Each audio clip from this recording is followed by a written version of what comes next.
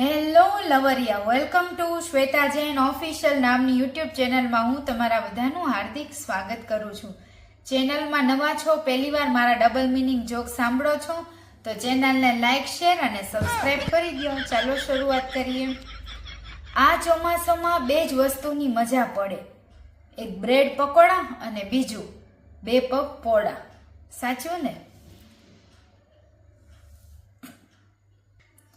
એક છોકરાના લગ્ન થયા. પેલી રાતે સુહાગ રાતના દિવસે એની ઘરવાળીનો ઘૂંઘટ ઉઠાવીને પૂછ્યું, શું નામ છે તમારું? કયા ગામના ગોરી? છોકરીએ કીધું, કંકોત્રી નહોતી વાંચી? કંકોત્રીમાં તારી માનું નામ લખ્યું તું. આજે હવે ચૂપચાપ સૂઈ જા, આજે હવે હું તને કરવા પણ નહીં દઉં. છોકરો બિચારો કર્યા વગરનો હલાવીને સૂઈ ગયો. એનું માથું. બાળકો રસ્તા ઉપર ફટાકડા ફોડતા હતા અને અચાનક રસ્તા પર એક આંટી નીકળ્યા. તરત બાળકો કે, આંટી ફટાકડો, આંટી ફટાકડો. આંટી કે, હું ક્યાં ફટાકડો છું, હવે ક્યાં જવાની જેવી મારી પહેલા જેવી વાતો. હું તમે છોકરો. એવું આંટી બોલીને ત્યાં ઘાઘરા હેઠે ફટાકડો ફૂટી ગયો. પછી હેમજી. એક છોકરો ઘરેથી માર ખાઈને સ્કૂલે જતો હતો. રસ્તામાં એક કાકાએ એને પૂછ્યું, બેટા ભણે છો, સ્કૂલે જા છો? તરત છોકરો બોલ્યો, નાના ભડવા કાકા, હું મારા ટીચરને કરવા જાઉં છું, ભણવા નથી જાતો, આ યુનિફોર્મ પહેરીને કરવા જાઉં છું. એક ભાઈ એની ઘરવાળીથી કંટાળીને મેડિકલ સ્ટોરમાં ગયા. ત્યાં જઈને કીધું કે હું પેલા અહીંયા બહુ લેવા આવતો હતો, કવર ફુગાવ, હવે તું એક કામ કર, મને છે ને ઝેર આપી દે. તરત બોલ્યા મેડિકલ વાળા ભાઈ, અમે કાપલી વગર ન આપી હો, ચિઠ્ઠી બતાવી તો જ ઝેર આપી. તરત એને એની લગ્ન કંકોત્રી બતાવી. તરત મેડિકલ વાળા ભાઈ બોલ્યા, રોવડાવીશ તું અમને? હવે ઈ કે, નાની બોટલમાં આપું કે મોટી બોટલમાં ઝેર આપું? એકવાર મહેશે સુરેશને કીધું, હું ઓફિસે આવતા પહેલા રોજ મારી પત્નીને કિસ કરું છું, અને તું? સુરેશ કે હું તો તારા ઓફિસ આવી ગયા પછી તારી ઘરવાળીને કિસ કરું છું. વાઈફ ત્યાં સુધી જ ક્યુટ હોય જ્યાં સુધી તે પોતે મ્યુટ હોય, અને હસબન્ડ ત્યાં સુધી જ હની જેવો લાગતો હોય જ્યાં સુધી એના ખીચામાં મની હોય. એકવાર પપ્પુએ એના પપ્પાને પૂછ્યું, પપ્પા, આ બોલીવુડ અને હોલીવુડમાં શું ફેર છે?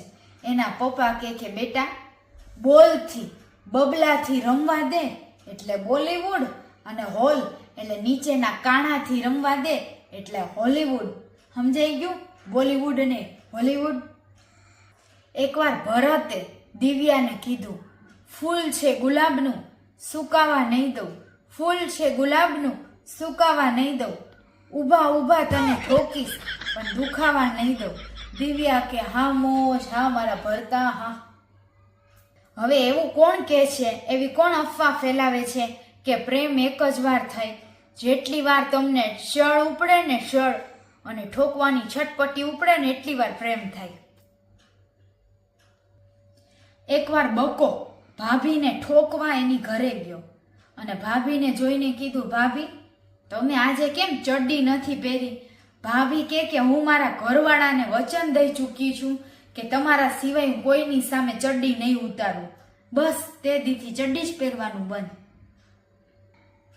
ભાવલાએ કાજલને કીધું કે બાળપણમાં અમે પણ કનૈયા જેવા લાગતા હતા, સરસ મજાના. આ તો નોકરી ધંધાની દોડ ભાડમાં કાળ ભૈરવ જેવા થઈ ગયા છે, કાળા કાળા. વાઈફે કીધું, તમને યાદ છે તમે મને પહેલી વાર જોવા આવ્યા હતા મારા ઘરે, ત્યારે મેં કેવા કલરની સાડી પહેરી હતી? ઘરવાળો કે, ના હો, મને એવું કઈ યાદ નથી. તો એની પત્ની કે, અચ્છા, તમે મને પ્રેમ કરતા જ નથી એટલે યાદ નથી. ઘરવાળો કે, ના ના, આપણે જ્યારે આપઘાત કરવા જાય ત્યારે એ નથી જોતા કે રાજધાની છે કે શતાબ્દી છે. સોસાયટીની ઘરવાળીઓએ મળીને એવો પ્લાન કર્યો કે આપણા ઘરવાળાઓ બહુ નખરા કરે છે, આપણા પાછળ ભરપૂર પૈસા નથી વાપરતા, માટે આપણે હવે એના જોડે સૂવાનું, ઊંઘવાનું બંધ કરી દેવું જોઈએ. આજથી કોઈ ઘરવાળી પોતાના ઘરવાળા જોડે નહીં સૂવે. બધી ઘરવાળીએ હામાં હા મિલાવે. ન્યા એક હોશિયાર ડોસીમાં બેઠા હતા. એને કીધું, અહીંયા આવો બધી મારા રોઈ, તમે તમારી આંગળી કાનમાં નાખો અને હલાવો. બધીએ કાનમાં આંગળી નાખી અને હલાવી. ડોસીમાએ પૂછ્યું, તમને મજા આવી, આંગળીને મજા આવી કે કાનને? તરત જ બધીએ કીધું, કાનને બહુ મજા આવી. ડોસીમાએ કીધું, તો બસ ચૂપચાપ આજ રાતથી ઘરવાળા જોડે ઠોકાઠોકી ચાલુ કરો, તમને જ મજા આવે છે. એકવાર એક પત્ની પોતાની સેલ્ફી લે અને પછી ડિલીટ કરે. આવું અડધો કલાક સુધી ચાલ્યું. એટલે ઘરવાળો થાકી ગયો. એ કે તારા ફોટા હારા નથી આવતા, એક કામ કર, તારું મોઢું ધોઈ નાખ મેકઅપ વાળું અને પછી ફોટો પાડ. એ ઘરવાળાને એટલો માર્યો, કોઈ હોસ્પિટલમાં દાખલ છે ને તો હજી તપાસ ચાલુ છે. એકવાર હિતલો, એક ગામનો નેતા હિતલો ભાષણ આપતો હતો. એને કીધું, મણી 3 પ્રકારની હોય છે. હજી તો એની વાત પૂરી ન થઈ ને ત્યાં કાજલી ઊભી થઈને બોલી કે હિતેશજી, મેં મણીનું સાંભળ્યું હતું, એક પારસ મણી અને એક નાગ મણી, પણ આ ત્રીજી મણી કઈ? તરત હિતલાનો મગજ ગયો અને એને કીધું, ત્રીજી મણી તું સોદામણી, બેસી જા હેઠી. અને આજ પછી ચાલુ ભાષણમાં કોઈ દી કઈ બોલતી નહીં હો, બે હેઠી. એકવાર હિતલાએ લાલાને કીધું, આ જગતમાં કોઈ કોઈને પડી છે? આ જગતમાં કોઈ કોઈનું નથી, જોવો કોઈ કોઈને પડી છે? તારે લાલો બોલ્યો, જગત ગયું એની માં આણવા, એની માં ઠોકાવા. જો સામે સની લિયોનની બીપી પડી છે, ચાલ આપણે બંને ભાઈઓ ભેગા થઈને જોઈ નાખીએ. અરે વાહ! ઝઘડો પોપટ જેવો હોય છે, જેમ પંપાળો ને એમ એનું મોટું સ્વરૂપ ધારણ કરે. આ કોક શાયરની બેનપણીનો આશિક બોલી ગયો. એક ગરીબ છોકરીના લગ્ન નક્કી થયા. છોકરી ખર્ચાળી હતી. એની મમ્મીને લિસ્ટ ફાળવા માંડી. મમ્મી, પપ્પાને કહેજે કરિયાવરમાં ટીવી, ફ્રીજ, એસી, કિચનવેર, બાઇક, કાર, બીજી જરૂરી વસ્તુઓ આપે, મોંઘી મોંઘી, અને સરસ મજાનો બેડ ને ગાડલા અને પલંગ ને એવું આપે. એની માય કંટાળી. ઈ કે કેમ? નીચે જમીન પર ગોદડું નાખીને ઠોકાવીશ તો કઈ મરી જઈશ? ભૂરાએ ડોક્ટરને કીધું, ડોક્ટર સાહેબ, પ્રેગ્નન્સીમાં કેટલા ટાઈમ સુધી મારે મારા ઘરવાળી જોડે કરી શકાય? ડોક્ટરે કીધું, જ્યાં સુધી તમારું બાળક પોપટ પકડીને એમ નાખે, હવે બસ ત્યાં સુધી ઘરવાળીને જધી શકાય. તમે કોકને જ્ઞાન એટલું જ આપો જેટલી તમારી પાસે ગાળો ખાવાની કેપેસિટી હોય. કહેવત છે, નબળો તારો સમય છે તું નહીં, એવી હવે નવી કહેવત. નબળો તારો પોપટ છે તું નહીં. મારા કલેજા, પોપટને મૂક સાઈડમાં. 50 વર્ષની મહિલા બાજુમાં રહેતી નવપરણી સ્ત્રી જોડે તેલ લેવા ગઈ કે તેલ આપો ને. તરત જ એને કીધું, અડધી વાટકી જેટલું તેલ આપો ને. તરત સામેવાળા બેન બોલ્યા, અરે કાકી, તમારે તો છોકરા ઘરે 2 નાના નાના છે, તમારે તેલને શું કરવું છે? તેલ ન મંગાય.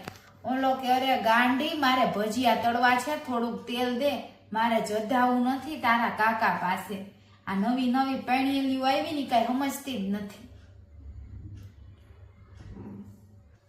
એડ્સ સામે જાગૃતિ લાવવાનું સૂત્ર, માત્ર એ ન જોવો કે યોની કોની છે, એ પણ જુઓ કે કોની છે, ક્યાં જઈને આવી છે. જાગો મિત્ર, જાગો. તમારો પોપટ લઈને ગમે ત્યાં ના ભાગો.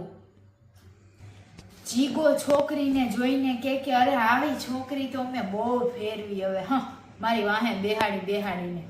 ઈ તો કે લે તે ક્યારે આવી છોકરીઓ ફેરવી? એકચ્યુઅલી હું રેપિડો બાઇક ચલાવું છું ને એટલે. એક છોકરો ઠોકતા એની ગર્લફ્રેન્ડ સાથે રોમેન્ટિક મૂડમાં વાતો કરતો હતો.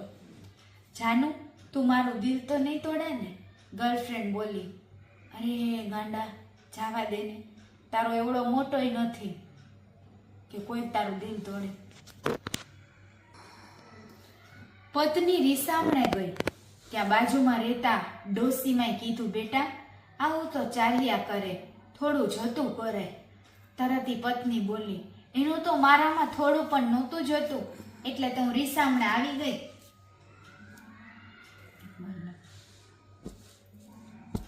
એક માણસ શેરીમાંથી આમ જાતો હતો અને ઉપરથી ભાભીની બ્રા પડી. ત્યાં માણસ બોલ્યો, અહીંયા કોઈ કેરી ખાઈને સાલું છોતરા અમારા ઉપર ફેંકો છો, હલકાવ. જેના ઘરમાંથી બ્રા પડી હશે ને આવીને મારીને ભીબી નાખીશ. ચેનલને લાઈક, શેર અને સબસ્ક્રાઇબ કરો. કેવા લાગ્યા જોક્સ? કાલે ફરી પાછા મળશું આ જ ટાઈમે. રાધે રાધે, જય જીનેન્દ્ર, જય શ્રી કૃષ્ણ, બાય બાય.